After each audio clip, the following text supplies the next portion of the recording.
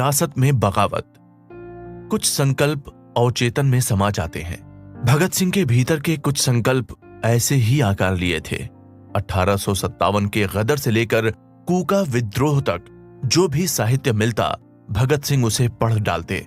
एक एक क्रांतिकारी की कहानी किशोर भगत सिंह की जुबान पर थी। उनके खुद के परिवार की कई पीढ़ियां अंग्रेजी राज से लड़ती आ रही थीं।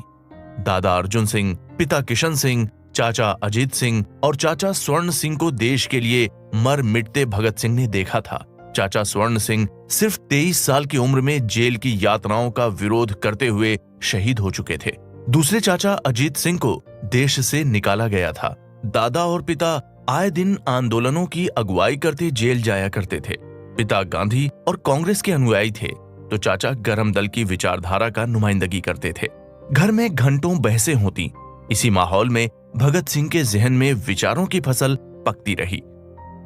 में ही क्रांति का जुनून।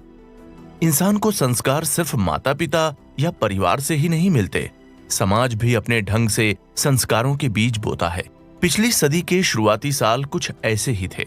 उस दौर में संस्कारों और विचारों की जो फसल उगी, उसका असर आज भी दिखाई देता है।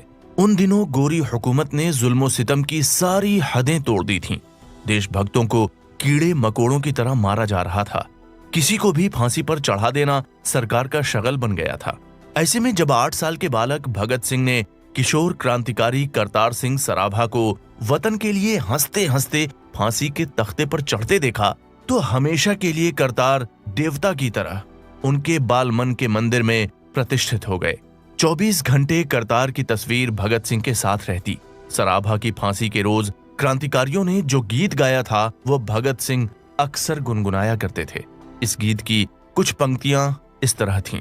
फख्र है भारत को, ए करतार तू जाता है आज, जगत और पिंगले को भी साथ ले जाता है आज।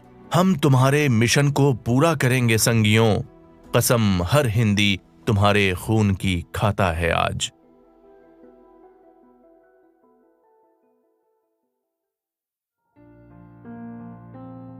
सोलह साल की उम्र में विचारों की दुनिया। भगत सिंह 15-16 साल के थे और नेशनल कॉलेज लाहौर में पढ़ रहे थे। देश को आजादी कैसे मिले, इस पर अपने शिक्षकों और सहपाठियों से चर्चा किया करते थे। जितनी अच्छी हिंदी और उर्दू, उतनी ही अच्छी अंग्रेजी और पंजाबी भी। इसी कच्ची उम्र में भगत सिंह ने पंजाब में उठे भाषा विवाद पर झकझोर देने वाला लेख लिखा। लेख पर हिंदी साहित्य सम्मेलन ने 50 रुपए का इनाम दिया।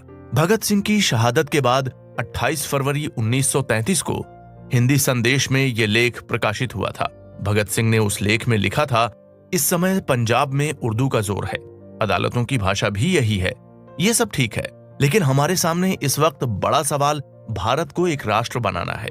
एक राष्ट्र बनाने के लिए एक भाषा होना आवश्यक है, लेकिन ये एकदम नहीं हो सकता। उसके लिए कदम कदम चलना पड़ता है। अगर हम सभी भारत की एक भाषा नहीं बना सकते, तो कम से कम लिपि तो एक बना देना चाहिए। उर्दू लिपि सर्वांग संपूर्ण नहीं है। फिर सबसे बड़ी बात तो यह है कि उसका आधार फारसी है। उर्दू कवियों की उड़ान, चाहे वो हिंदी ही क्यों ना हो, ईरान से साकी और अरब के खजूरों तक जा पहुंचती है। काजी नजरुल इस्लाम की कविता में तो धूरजटी, विश्वामित्र और दुर्वासा की चर्चा बार बार है, लेकिन हमारे उर्दू, हिंदी, पंजाबी कवि उस ओर ध्यान तक न दे सके। क्या यह दुख की बात नहीं? इसका मुख्य कारण भारतीयता और भारतीय साहित्य से उनका अनजानापन है। उनमें भारतीयता आ ही नहीं पाती, तो फिर उनके रचे गए साहित्य से हम कहां तक भारतीय बन सकते हैं? तो उर्दू अपूर्ण है, और जब हमारे सामने वैज्ञानिक सिद्धांतों पर आधारित भरे पूरे रूप में हिंदी लिपि मौजूद है, तो फिर उसे अपनाने में हिचक क्यों?